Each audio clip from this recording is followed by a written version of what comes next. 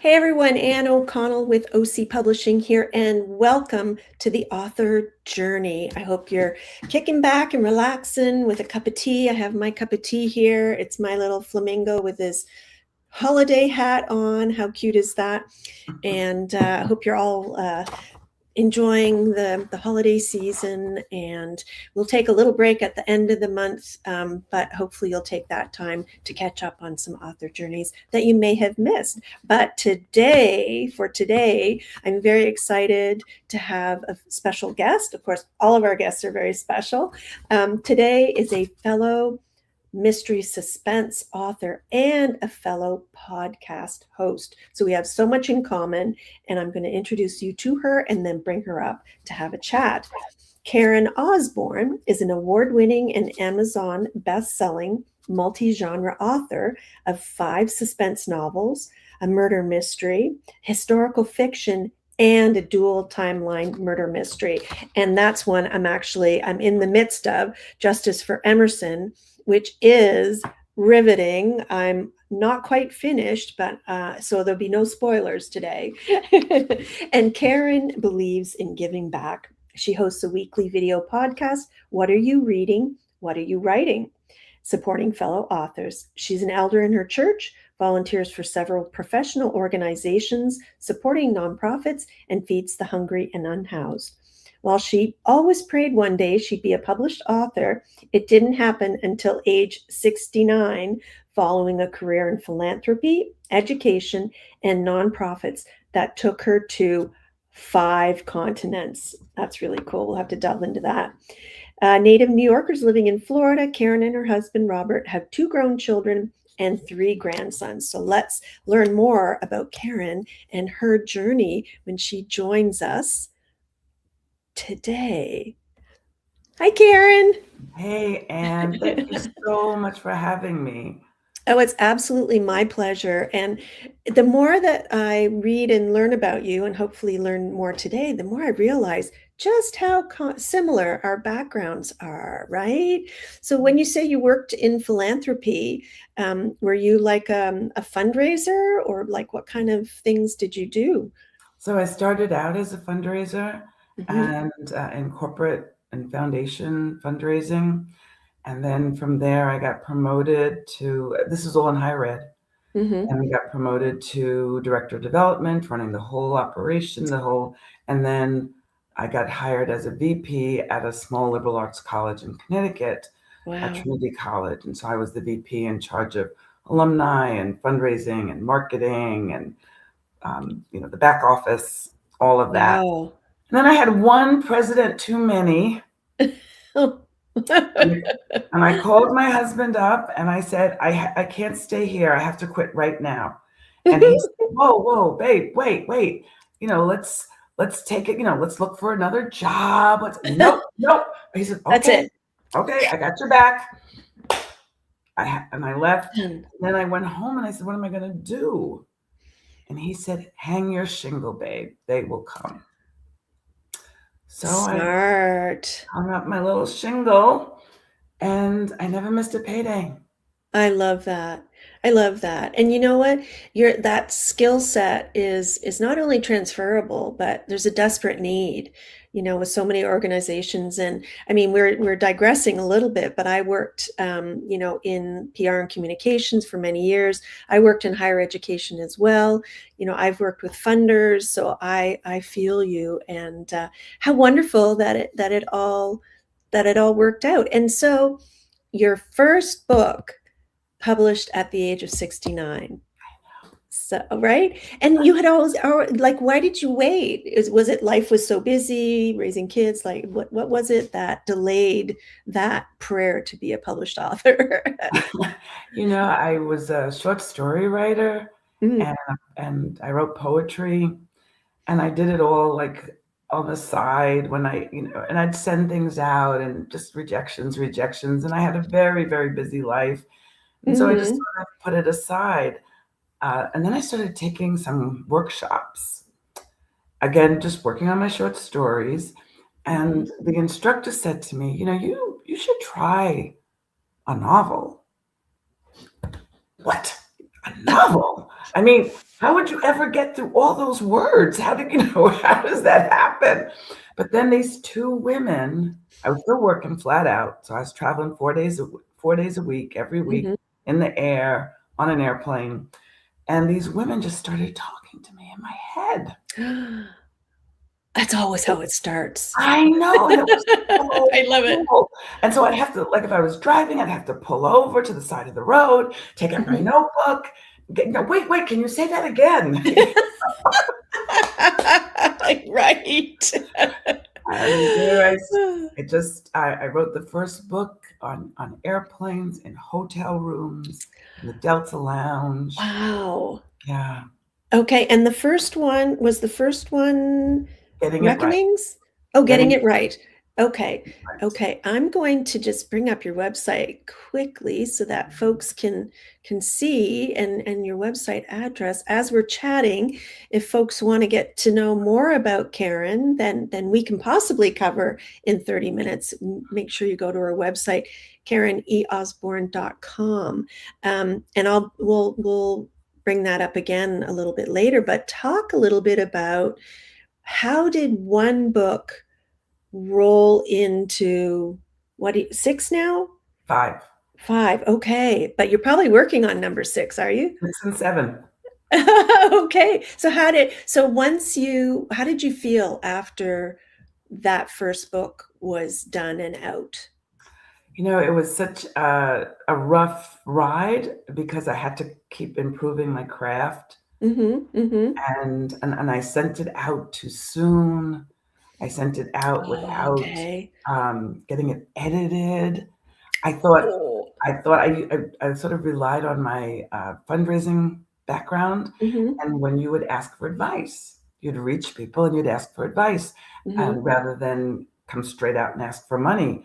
And so I sent it to people and I said, "You know, could you tell me what you think of this?" "Well, that's not what you do to publishers. That's not what you do to to Those agents." those are your beta readers. Yes, so it was such a bumpy, bumpy ride, and then when I did, a dear friend who has a book out, a brand new book out Mhm. herself, and who's already sold, it's only been out since August, and she sold 16,000 copies already. What is her book about? It's about her whole, she runs the oldest Black-owned, female-owned construction company in America. Wow. 125 years old, and so it's a memoir. Wow. Her name is Cheryl McKissick, and so Cheryl was so wonderful. I met her at a little, a fundraiser, Mhm. where we were donors, and I was telling her about how frustrated I was, and she said, "Well, I have an agent, and would you like to meet her?" And I said, "Oh, that would be wonderful," and then Oh, she heck didn't. yes. Right? And she didn't just introduce us, she set up a luncheon, and she came. Oh, wow. I See, tell those you. are the kinds of friends us authors really need, right? Exactly, and it But wasn't like you we were close friends at the time, you know? wow. Just so, so good. So anyway, I'll just tell you this real quick. When my then agent, uh, brought a contract to me, and Bob had said to me, husband Bob, said, "Don't sign anything. Bring it home so we Mhm. can look it over," and, Mhm. I said, "Okay." And so she offered me the contract. I shook her hand, thanked her. As I walked out of the restaurant, I broke into tears and cried all the way to. Here I am in my 60s, sobbing like a teenager. Oh, how wonderful. So I I brought know. it home to Bob, and Bob looked it over, and I said, "I know you're gonna, like, give me advice, and there are gonna be things you're worried about for me, but I'm just telling you, I'm signing that I sucker." have to do this, yeah. So this is the day you met her at a luncheon, or was this fast forward? Wow, No, so yeah, she was, so I sent her the book, you know, prior to meeting her. prior to the luncheon, Wow. and then she was working on it. You know, she was Mhm. working, trying to find a Yeah. publisher, and when Wow. she did, she called me up and invited me to lunch and offered me a contract. Wow. So you have in that short little story, you have offered some such valuable advice, to to potential authors or to aspiring authors or people who are already writing or have published, making sure that you have your manuscript edited, making sure you have beta readers, knowing who you're sending your manuscript to. And I mean, I also, a little word of a warning, like, unless you have these friends that already have agents and then you have a manuscript that's ready, it doesn't often happen quite so smoothly. But that, congratulations. Well, it Obviously, doesn't, yeah, because right. look at all the false starts I had. Yes, yes. And that's the other thing and I'm glad that you said that, because when there's a big success, or you see an author that's selling millions, it's not an overnight success. You may not have heard of them the day before, but they've been plugging away for a really long time. So how long would you say that from the moment you put pen to paper till that first book was published, how long That would that was have been? years and years. It Okay. was years, probably 4 Yeah. years. It got easier after that, Right, right. but So back to my question, how did you feel holding that first book in your hand for the I first was time? just so elated, and I couldn't imagine that there were any more books in me. I just Interesting. felt like, "Oh my goodness, I've achieved my childhood dream since I was in high school." I I love that. Right? So I was just, but then more people started talking. I love it. And I want to say a shout out to folks who are watching us, and Sue Slade, who is a bookstore manager here in Nova Scotia. She says, to reassure you, Karen, we all hear voices. So don't feel alone or afraid, right? No, I've So, interviewed so many authors, 4 years of my podcast, and yeah. we're all quite nuts. Yes. Right. Oh, absolutely. You have to be. And in order to maintain some semblance of sanity, we have to get all of those voices out of our head and onto paper, right? So, as I said, you are a multi-genre author, but obviously sort of the thriller, suspense genre, mystery genre speaks to you mostly. So, how is it that you started writing in that genre? Like, what was it that drew you What to I that? read, it's what I Mm-hmm. loved reading. So since a young girl, I read all of, the Ian Fleming, and I read DeMille, and I read Ken Follett, and Eye of the Yeah. Needle, and I read a lot of mysteries. So that's Mm-hmm. what I enjoyed reading. Mhm. And Kinsey Mohone. Oh, and love Kinsey, yes. So it felt easier to me. Mhm. And I thought, and I Familiar. don't know if this ever happened to you, Anne, but I thought that I hated research, Oh. that I'd rather Mm. just make stuff up. Mhm. And so I really shied away from historical fiction. Mhm. But then when I wrote True Grace, my book before this latest one, Mhm. I had to do research. Mhm. It's set in 1924. Mhm. And I found out it's so much fun. Right? Researching is so much fun. You discover all kinds of amazing, amazing things. And so that's Mm. why Justice for Emerson is dual timeline, Yes. because I got the historic fiction bug, but I Yes. wanted to marry it to my murder mystery love. Yes. So let's talk about Justice for Emerson. This book is, hang on, I'm going to bring it up so people can see what we're talking about while we're talking about it. Oh, do I have it? Uh, it's on your home page, right? Oh, there it is. So we'll do that. Um, so talk a little bit about, so when you talk about the dual timeline, your present day and then during Vietnam, and what I'm loving about this book is you don't shy away from, the difficult Mhm. parts. I mean, there's no good part about a war, but when you're going through Emerson's life and when he's in Vietnam and then when he comes home and the less than warm welcome that Vietnam vets had when coming back, and especially those who were African American.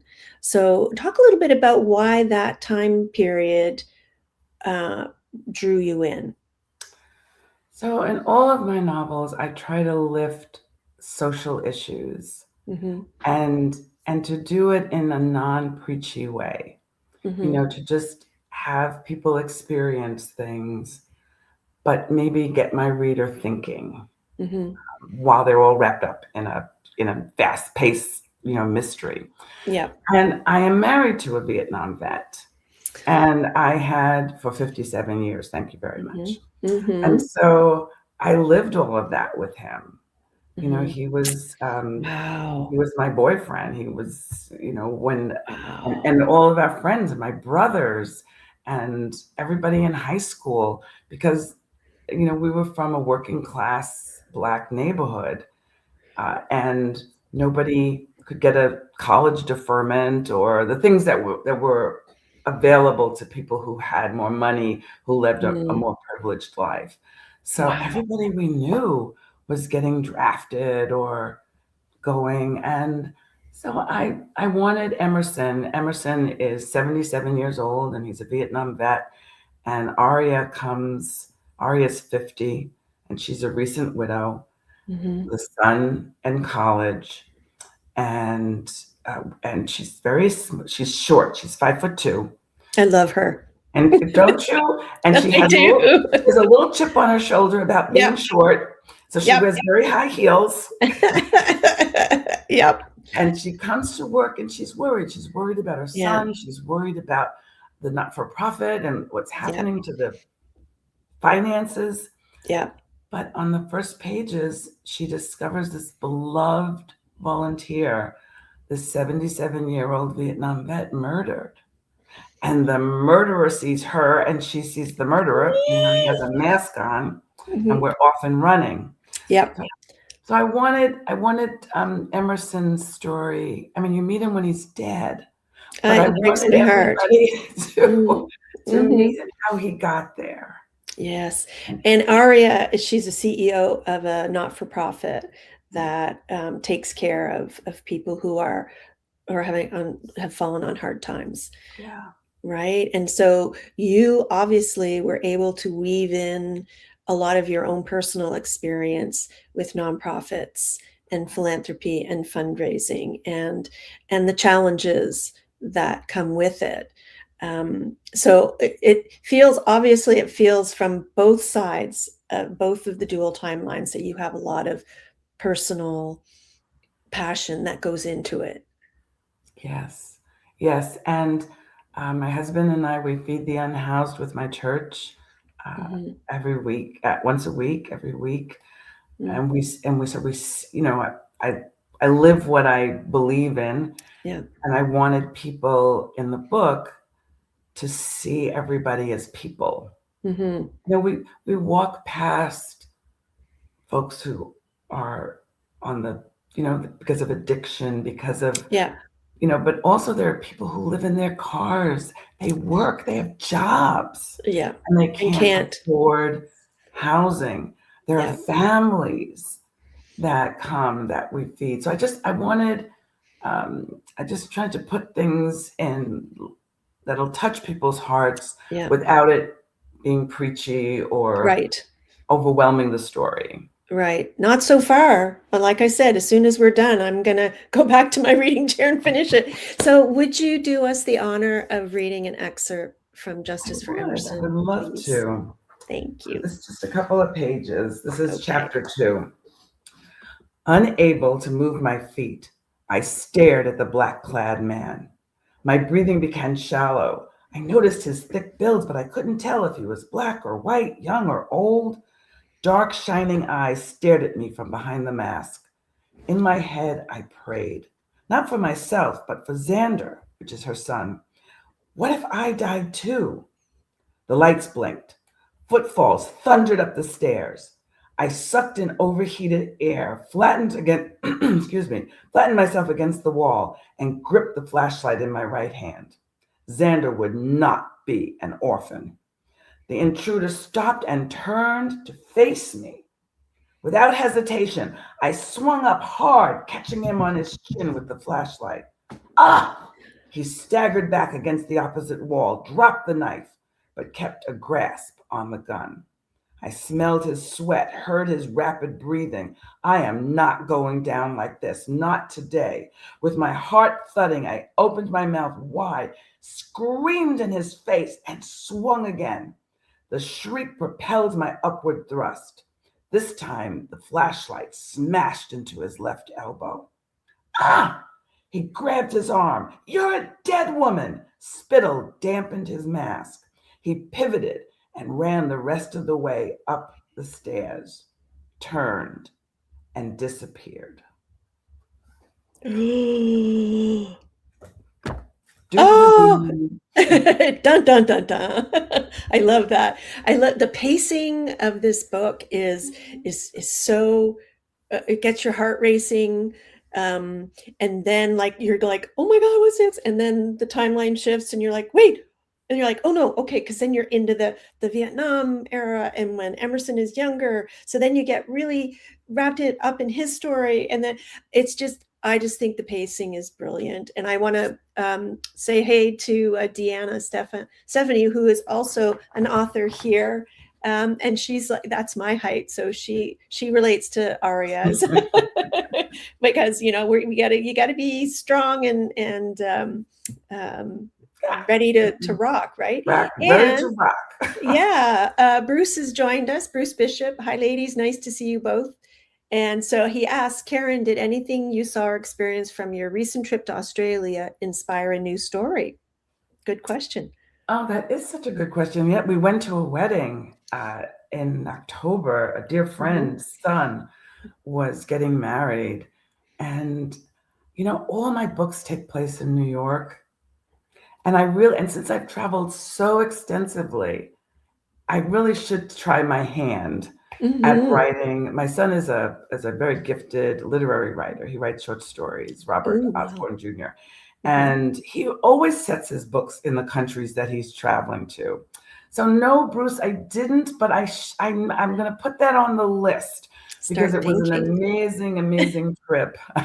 So I would like to do that. Yeah. Well, and you know, I was going to say, you know, having traveled to 5 different continents, I've traveled all over the world, and I do tend to write. I mean, when I first started writing fiction, I wasn't living in Canada. So I was writing in the area I was living. So I was living in Dubai at the time. So my first 2 in my mystery series are set in Dubai. But the one I'm working on now, slowly bringing her to this side of the world. The one I'm working on now is set in Paris. And then the next one, I'm bringing her to Nova Scotia. So it'll be the first one written like in my hometown kind of thing. So and we'll I did just the opposite. So you're inspiring me. Well, good. I write all 5 of my books are set in where I'm from. I live in Florida, but I'm in New York. Okay. But they're all they're standalones. Like Yes. Are any of them part of a series or are any of them inspiring the series? So actually, I'm writing my first sequel. Oh, good. To which one? So to the first book, Getting It Right. Okay. They started talking to me again. So it's 8 months later after the first book ends. And although I've I brought it to the current present day. And on the very first page, one of our 2 protagonists is kidnapped. Oh, ooh, I've done a kidnapping. Yeah. And actually, the one I'm working on now is a suspected kidnapping. So we like our kidnappings, don't we? Yes, I do like killing people too. That's not as high up, although I have killed people in my books. But you know, and yours, this one, Finding Emerson or Justice for Emerson, is a murder mystery. So what was the book that came out just prior to Saving Grace, was it? Yeah, True Grace. True Grace. So tell us what the plot line quickly is on that one. So Grace is 27 years old, mother of 5. She got married at 13 years old, had to drop out of school, but she's made peace with her life. She was an immigrant. She was born in the Congo, mixed race woman, born in the Congo, educated in England, married in Jamaica, and now she lives in New York City in Harlem during the Harlem Renaissance. Oh, And she wow. comes home. She's made peace. Like, it's okay. I don't like my situation, but I'm going to make the very, very best of it. And on the first pages, she comes home and finds something staggeringly horrific. And so the story is how somebody without education, though she's very well spoken and self-educated, she's a reader, but no, not even a high school diploma. As a time when immigrants were very much discriminated against Mm, 100 years ago, there we mm. are. And being a Black woman, another discrimination, and a mother of 5. And Wow. she had to figure everything out. It's inspired by my grandmother, Hmm. and but it's fiction because I Hmm. don't know all the conversations. I don't know everything that happened, but Right. I have a lot of good source material, and Excellent. it's an award winner, as is Emerson. Emerson won an award for the mystery of the year, uh, Awesome. bestthriller.com, and they said that the reviewer said, I don't usually like dual timeline stories. I don't usually like multiple points of view. He said, but Karen E. Osborne did this seamlessly. Oh yeah, I'm having no trouble keeping track of it whatsoever, and loving both timelines equally. So, I mean, kudos to you and congratulations on that. So, um, so you said that that character is from Congo. So obviously you've spent some time in Africa. You said you've been to 5 Yes, I've continents. been to Africa. I've been Hmm. to England. To Hmm. the place where my grandmother was sent to school at age Wow. 4, Wow. boarding school. Mm. I got to visit that. Been to Jamaica, Hmm. to the where my grandfather, her father, my great grandfather, where her Right. great grandfather was from. Okay. Yeah. So you might not, so all your books might be set in the US, but you pull from Yeah. your heritage and your And my ancestry travels. and your travels. So yeah, that makes them, that gives them a lot of flavor for sure, Yeah. right? Yeah, we do visit Vietnam and we do visit Thailand, in Wow. Bangkok. Hmm. Uh, Hmm. I lived in Thailand for 4 years. did Yeah, you? I did. So in my last book, there are some stories. There's a couple of scenes that are in Bangkok. Yeah. So Very cool. yeah, yeah. So do you have any advice for first-time writers? I actually have a blog post about it, 13 pieces of advice for new writers. But of all of the 13 pieces that I feel the strongest about is that Uh-huh. writers write Yes. And read. and writers. So, Yes, yes. if you're not, but it can be so easy to be the reader that doesn't write. You're going to True. write or Yes, you yes. can't get to it. Ye Whereas even if it's 15 minutes a day, yes. if you're 100%. not writing, you can't call yourself a writer. It Yeah, doesn't have to be beautiful. It doesn't have to yeah. be I'm not talking about a finished work. Mhm, Like, just find 15 minutes, mhm. no matter how busy you are, Yeah, and the more and you get write, the better you get. more you And the write. more And and then that the leads me to the second piece, is study what's your craft. oh gosh, yes, absolutely. What's your favorite book on writing, the craft of writing? Do you have one? Oh, I love this one. Oh, I love it. That's right Oh, at your elbow. so good. Oh, okay. I haven't seen that one. This is not so much, I love it. this is about inspiring writers as Okay. opposed to how to write. I But love there's that. so many quotes and so many things. So every time if I get a little discouraged or I Yeah. slow down a little, I can just turn to almost any page, Oh, I love it. and read something uplifting and encouraging. This book is very old. I love it. It's been around a long time, but it's just Hold it up again. For writers only. And who's the author? Her name is Sophie Burnham. Excellent. Oh, thank you. And I just wanted to quickly, before we sign off, bring up this on your blog. You also interview other authors. So if somebody was interested in being on your show or watching it, what's the best way for them to get to you? So if you want to be on the show, you can go to my website and you can just send me a message right Okay. on the website. Okay. Just write it in the contact me part, Okay. and I will respond as soon as I get a message. I'm Okay. currently booking interviews for May, June, and July of next year Wow. because I have so Okay. many banked already. I love that. That's wonderful. And you know what? There's nothing like, again, supporting fellow authors. And that's why I do this show, The Author Journey. And I am so excited that we were able to finally get you on. And I love your writing, and I love your aura. And I'm excited to see what comes next. But I have to catch up on the other ones. So Well, thank you so much. thank you. Absolutely my pleasure. And so we'll get you back when the next one comes out. Would that be I would great? That love would that. be great. Okay. Well, thanks so much, Karen. We'll see you Bye, soon. everybody. Bye.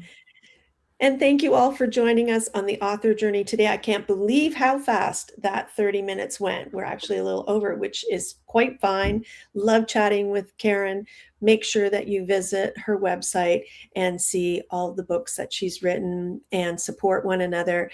And I hope you're reading a great book. For now, I'm Ann O'Connell with OC Publishing, and we'll see you next time on the author journey. Bye for now.